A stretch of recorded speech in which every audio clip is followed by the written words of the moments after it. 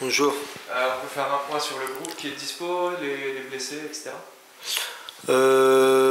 Des blessés, bon, on a Ricili toujours, et puis Rafa qui a repris partiellement l'entraînement avec le collectif aujourd'hui, partiellement depuis le début de la semaine jusqu'à aujourd'hui, donc on prendra une décision demain en ce qui le concerne, savoir s'il peut venir aider l'équipe.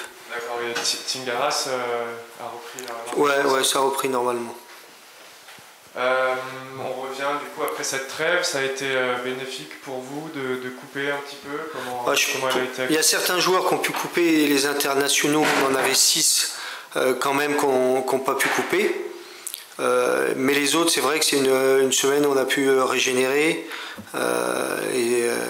parce qu'on avait démarré depuis le 23 juin et la canicule aidant, je pense que ça fait du bien. Mais ça a dû faire du bien à toutes les équipes.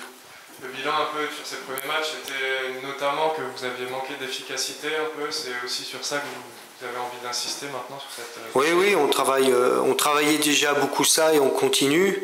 On voit bien qu'on arrive à se créer pas mal d'opportunités, mais il nous manque un peu le geste juste, l'adresse juste, l'agressivité aussi offensive dans la surface pour transformer nos situations, nos occasions en but.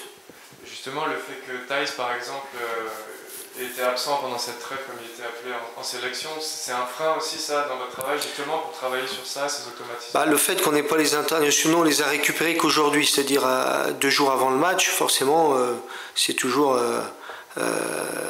moins bénéfique pour l'entraîneur et qui préfère tout son groupe.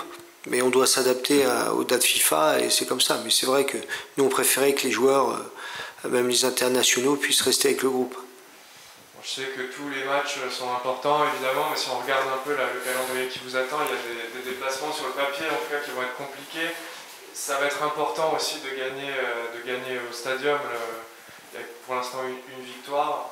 Il va falloir s'imposer à la maison. Oui, la réponse est dans la question et forcément notre parcours à domicile va être déterminant. Donc c'est un match comme tous les autres, mais où il faudra tout donner pour ramener la victoire. Bonjour coach, c'est un peu particulier avec ces blocs de matchs, là il y en a 7 avant cette grosse coupure. Comment on prépare ça plus globalement au-delà du match de dimanche? Non, ça change pas trop, puis après il y a le calendrier, un coup on joue le dimanche, après le vendredi, après du vendredi au dimanche, donc mais les joueurs sont prêts à enchaîner. D'ailleurs, quand il y a des semaines à 3 matchs, ils sont plutôt contents de les jouer et c'est fait partie du travail. Et puis les autres sont dans la même situation que nous, donc il n'y a pas de préparation particulière. C'était quoi le discours pendant cette trêve avec ceux qui étaient là après ces 8 premières journées passées là? Il y en a qui ont été beaucoup sollicités, qui ont besoin de se régénérer, d'autres qui avaient besoin de travailler un peu plus, d'où l'intérêt aussi du match amical contre Nîmes pour donner du temps de jeu et du rythme à ceux qui en ont moins. Donc c'est quand même une semaine de rééquilibrage. Comment vous réagissez au classement à risque par la DNLH du match contre Montpellier? J'avoue que je ne suis pas un spécialiste de la sécurité. Déjà avec le foot j'ai du mal, vous voyez, c'est un peu mon métier, mais alors là je ne peux malheureusement pas vous éclairer. Mais je pense que les responsables de la sécurité pourront donner toutes les informations, mais c'est vraiment pas mon domaine et j'aurais peur de vous donner des informations pas très pertinentes.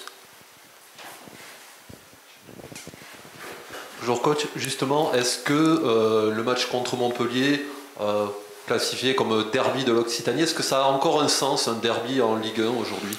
Oui, ça a du sens. On n'est plus sur des derbys historiques, parce que le derby c'est ça, c'est l'histoire qu'il y a eu derrière les matchs sur les décennies.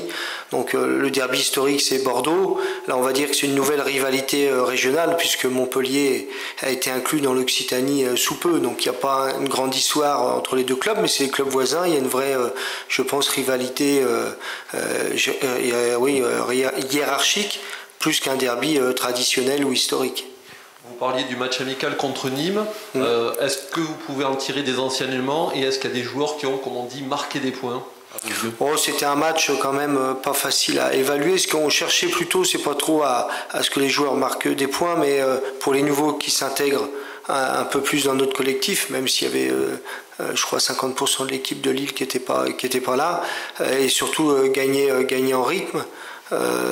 C'est ça qui a été intéressant. concernant le schéma de jeu depuis que vous évoluez à 3 dans l'axe derrière. Du coup, il y a un milieu de terrain de moins et ça peut éventuellement peser sur le rendement offensif. Est-ce que c'est une réflexion que vous avez entamée, peut-être de dire on va remettre un milieu pour justement donner de la fluidité à l'attaque? Quand on regarde les expected goals, ils sont plutôt, par exemple, quand on était à 4-3-3 à Nantes, on est 2 fois en dessous de ce qu'on a fait à Lille. Donc je ne crois pas qu'un système puisse vous donner la clé du succès, c'est surtout l'animation. Donc avec les 3 centraux, ça libère aussi nos 2 milieux, ça libère nos latéraux pour aller aussi beaucoup plus haut. Donc c'est une animation différente, plus qu'un système qui soit plus offensif qu'un autre. Sur Birmančević, il n'a pas encore été titularisé. Vous avez pu le voir un peu travailler cette semaine. Comment il est en ce moment? Bien, Birma comme Tsinga sont des joueurs qui viennent d'arriver, qui découvrent la Ligue 1, qui découvrent l'équipe. Donc je pense qu'il y a vraiment un temps d'adaptation et d'intégration à l'équipe qui est nécessaire. Mais en tous les cas, ils font le maximum pour s'intégrer, trouver les nouvelles relations avec leurs coéquipiers. Possibilité de le voir démarrer maintenant, par exemple? Tout est possible. Un petit mot sur l'équipe de Montpellier aussi. Ouais. Comment vous analysez le jeu, et un petit mot aussi sur TJ Savanier, leur maître à jouer. Oui, qui est un bon joueur. Il y a Ferry, ils ont un milieu de terrain talentueux. C'est une équipe aussi qui a cartonné, qui a 15 buts. Bon, il y en a 7 sur un match, donc mais ils ont quand même des attaquants extrêmement rapides et efficaces. Donc voilà, c'est une équipe qui va venir ici pour gagner, qu'ils ont les armes. Donc on s'attend à un match difficile, mais on sait que cette année, on n'aura pas beaucoup de matchs faciles. Savanier, c'est un joueur, il faut vraiment l'empêcher aussi d'avoir de l'influence sur le jeu, le bloquer pour pas qu'il puisse passer, qu'il puisse avancer. Oui, c'est vrai que c'est un joueur clé. Après, attention de ne pas se focaliser et puis laisser les autres partir parce qu'ils n'ont pas qu'un bon joueur à Montpellier. Ils ont vraiment de la qualité dans toutes les lignes. Donc s'il faudra être attentif à Savanier, ça serait une erreur de se focaliser seulement sur lui.